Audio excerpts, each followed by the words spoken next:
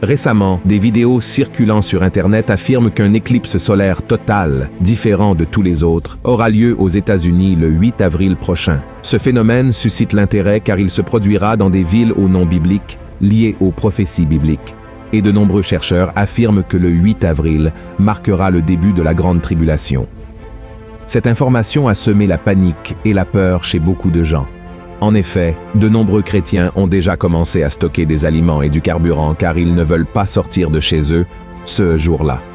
Dans la vidéo d'aujourd'hui, je vais vous montrer comment cette théorie a émergé et je vais donner mon avis sincère, basé sur la Bible, afin que vous ne soyez ni trompés ni effrayés, d'accord ? Avant de commencer, je vous demande de vous abonner à ma chaîne. Il vous suffit de cliquer sur le bouton « S'abonner » juste en dessous de la vidéo. À côté, vous verrez une cloche. Activez également la cloche de notification pour ne manquer aucune de mes vidéos. Et maintenant, commençons.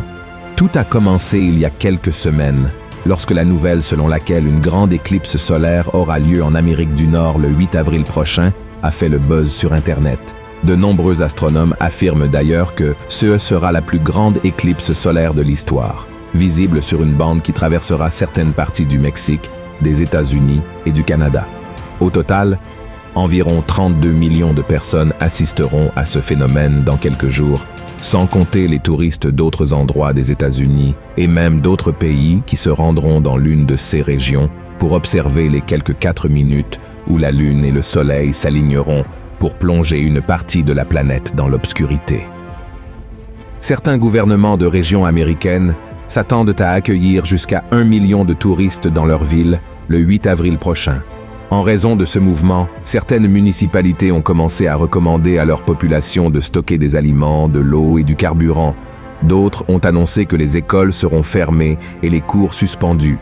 Tout cela à cause de l'augmentation significative du nombre de touristes se déplaçant pour observer le soleil disparaître derrière la Lune pendant le phénomène. L'afflux de personnes sera supérieur à la normale, mettant une pression sur le commerce local, les transports et les services d'urgence. Et toutes ces informations, qui sont vraies, ont conduit un groupe de religieux et de conspirateurs à diffuser l'information selon laquelle le grand éclipse du 8 avril serait en réalité la porte d'entrée qui apportera la grande tribulation dans le monde.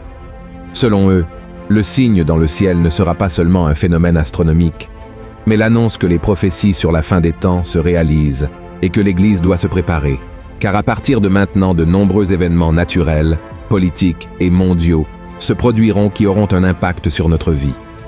Selon cette théorie du 8 avril, Dieu utilisera une fois de plus un phénomène céleste pour transmettre un message important à l'humanité, tout comme il l'a fait lorsque Jésus est né en plaçant l'étoile de Bethléem dans le ciel pour montrer que le Messie venait de naître. Un autre signe s'est produit lorsque le Christ est mort, où le ciel est devenu complètement sombre, ce que beaucoup appellent l'éclipse de la crucifixion ou l'éclipse de l'obscurité. De plus, lorsque le Christ reviendra, la Bible parle également d'un autre événement astronomique qui fera partie de nombreux autres signes. Le prophète Joël a eu la vision suivante. Le soleil se changera en ténèbres et la lune en sang avant l'arrivée du jour de l'Éternel, de ce jour grand et terrible. En d'autres termes, frères et sœurs, Dieu se révèle effectivement à travers des signes dans le ciel. De plus, beaucoup croient que l'éclipse du 8 avril a un dessein divin et apocalyptique, car tant cette éclipse que celle qui a eu lieu aux États-Unis il y a 7 ans, en 2017, sont les deux plus longues de l'histoire. Et ce n'est pas tout. L'éclipse de 2017 a traversé une bande du pays et touché 7 villes américaines portant le nom de Salem, qui signifie « shalom » en hébreu, c'est-à-dire « paix ». Elle se trouve dans les États du Massachusetts, de l'Oregon, du New Hampshire, de la Virginie, de l'Indiana, de l'Illinois et du New Jersey. Quant à l'éclipse du 8 avril, elle passera par 7 localités américaines portant le nom de Ninive, situées dans les États du Texas, du Missouri, de l'Indiana, de l'Ohio, de la Pennsylvanie, de la Virginie et de New York.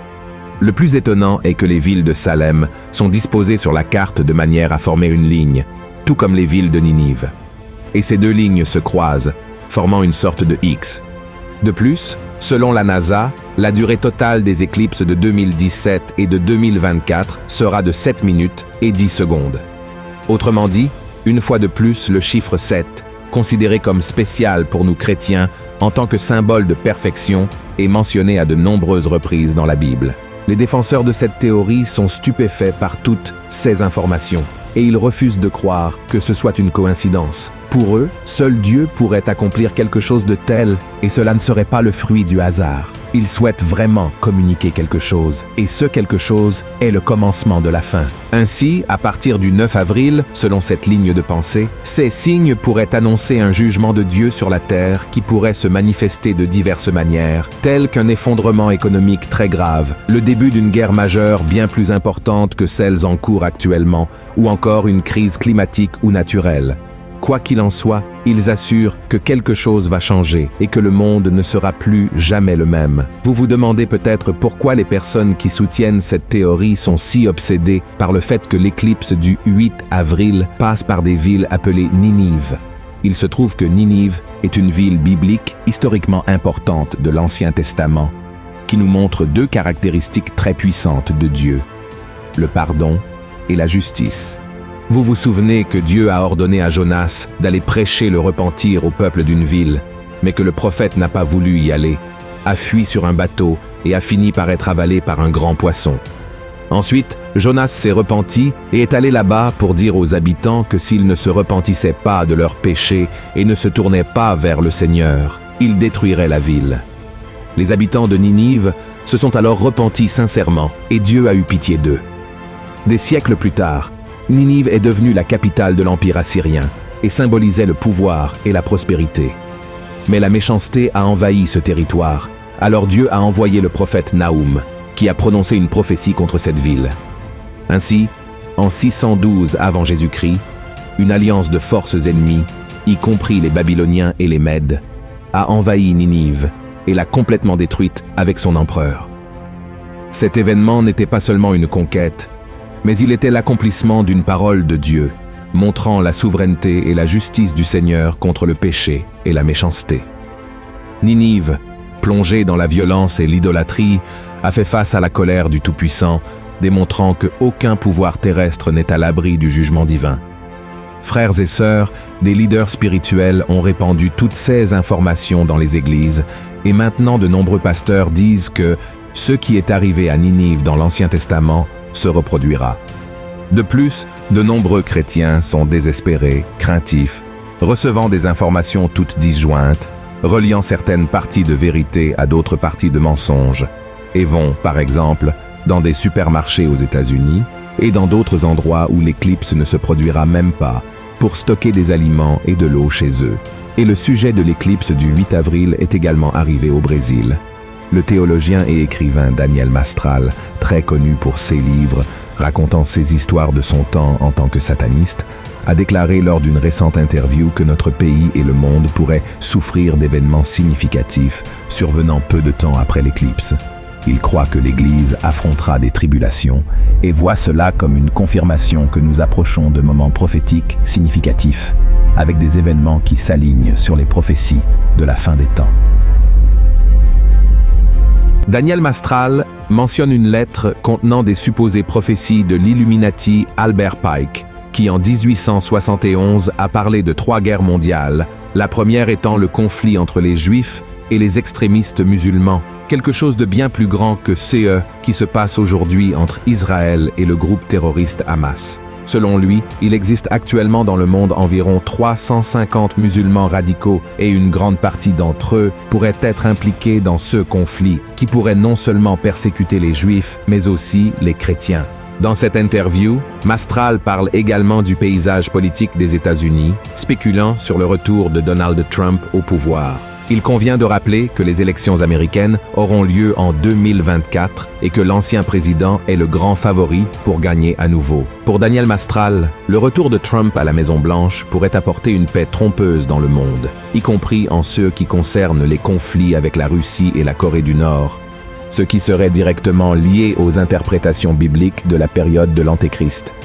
Il affirme également que Trump symbolise le cheval blanc du livre de l'Apocalypse, En revenant à la discussion sur le 8 avril, aussi sensé que ces supposées prophéties puissent sembler, personne ne peut garantir quoi que ce soit. Tout d'abord, parce que nous savons qu'il n'y a pas de date fixée pour le retour de Jésus. Voici ce qu'il a lui-même répondu lorsque ses disciples lui ont demandé à propos de la fin des temps.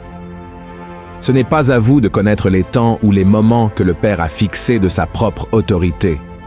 Frères et sœurs, l'Église n'a pas de date précise et personne ne peut affirmer avec certitude, sur la base des Écritures, quand aura lieu l'enlèvement de l'Église. Nous savons que Jésus reviendra 42 semaines après l'apparition de l'Antéchrist, promettant paix et prospérité au monde. Alors, la terre entrera dans la période de tribulation et de grande tribulation qui durera 7 ans. Cependant, la Bible ne mentionne rien à propos d'un éclipse à ce moment-là. Vous pourriez vous demander: mais pasteur, que dire du fait que l'éclipse passe par cette ville appelée Ninive aux États-Unis et qu'elle soit passée par cette ville appelée Salem 7 ans auparavant? Frères et sœurs, cela peut être une coïncidence ou cela peut être un mystère de Dieu. Nous ne savons pas et il est probable que nous ne le saurons jamais. Comme l'apôtre Paul le dit dans Romains 11, 33, « Ô profondeur de la richesse, de la sagesse et de la science de Dieu, que ses jugements sont insondables et ses voies incompréhensibles. Et en ce qui concerne le jugement de Ninive de l'Ancien Testament se répétant de nos jours, la Bible est très claire sur ce qui arrivera à ceux qui ne remettent pas leur vie à Christ et ne se repentent pas. Le jugement du Seigneur n'a rien à voir avec le nom d'une ville, mais plutôt avec le choix que nous faisons pour nos vies. La justice divine viendra de toute façon, et ce sont les Écritures qui le disent. Pas un groupe de personnes créant souvent des théories pour effrayer les gens. Quant aux paroles de Daniel Mastral, l'Église affrontera en effet des tribulations, mais il est impossible de confirmer que cela commencera le 8 avril. Donc, dire que beaucoup de choses vont changer pour le pire à partir de cette date semble un peu évident, car le monde traverse effectivement une période turbulente. C'est comme si les contractions des douleurs de l'accouchement s'intensifiaient chaque année. Et c'est ce que la Bible dit qu'il arriverait. Maintenant, en ce qui concerne les conflits entre les Juifs et les extrémistes musulmans, tout indique malheureusement que la situation va se compliquer, car la haine que ces terroristes ont envers Israël est très grande. Mais cela ne se produira pas parce qu'un Illuminati a écrit que cela se produirait dans une lettre du 19e siècle, mais plutôt parce que Jésus a dit que les guerres et les rumeurs de guerre s'intensifieraient pendant les douleurs de l'accouchement, ce qui est précisément le temps que nous vivons actuellement, précédant la révélation de l'Antéchrist au monde. Et en ce qui concerne Donald Trump en tant qu'Antéchrist, je ne sais pas. Je ne peux ni affirmer ni nier quoi que ce soit. Ce que je peux dire, c'est que l'Antéchrist est un homme qui se lèvera contre Dieu et s'élèvera au-dessus de toute chose, recevant le pouvoir de Satan pour tromper et dominer le monde à la fin des temps. Je sais aussi qu'il sera une personne charismatique, avec beaucoup d'influence politique et religieuse, et qu'il aura un allié qui trompera les gens et les forcera à l'adorer. Cependant, je ne sais pas qui sera cet homme, encore moins quand il viendra. Jésus a dit que seul Dieu connaissait le moment et l'heure exacte. Alors, je ne peux et ne vais pas créer plus de théories ici pour te confondre. Au contraire, ma mission est d'apporter la lumière aux enseignements de la parole de Dieu. Ce que je peux te garantir, c'est que l'esprit de l'Antéchrist est déjà ici sur terre, préparant le monde et les gens pour le moment où il sera annoncé. Je sais que l'approche de l'accomplissement de la prophétie de Jésus concernant son retour nous effraie, mais l'Église de Christ ne doit pas s'en préoccuper. Ce dont toi et moi devons nous préoccuper, c'est de notre salut, car c'est lui seul qui nous assurera la victoire en Christ lorsque la fin des temps arrivera. Et Satan, par l'intermédiaire de l'Antéchrist, gouvernera effectivement sur la terre, mais cela se fera pour une période très courte. Ensuite, Jésus reviendra, vaincra le mal et instaurera son règne ici, qui durera pour toute l'éternité. C'est pourquoi la Bible dit qu'un nouveau ciel et une nouvelle terre émergeront, un nouveau monde après le chaos total. Une terre où les nouveaux habitants auront une vie éternelle de paix et de joie. Une terre où Dieu sera présent parmi eux et où tous vivront ensemble au même endroit. Un endroit où il n'y a ni tristesse, ni douleur, ni souffrance. Il n'y aura plus de deuil, car la mort n'existera plus. Et à la fin du livre de l'Apocalypse, le Seigneur nous laisse le message suivant. Voici, je viens bientôt, et ma rétribution est avec moi, pour rendre à chacun selon ce qu'est son œuvre. Je suis l'alpha et l'oméga, le premier et le dernier, le commencement et la fin. Heureux ceux qui lavent leurs robes, afin d'avoir droit à l'arbre de vie et d'entrer par les portes dans la ville. Amen. Si ce message a touché votre cœur, je vous demande de le partager avec vos amis et votre famille. Montrons aux gens la vérité de la parole de Dieu. Que Dieu vous bénisse. Je vous attends dans la prochaine vidéo.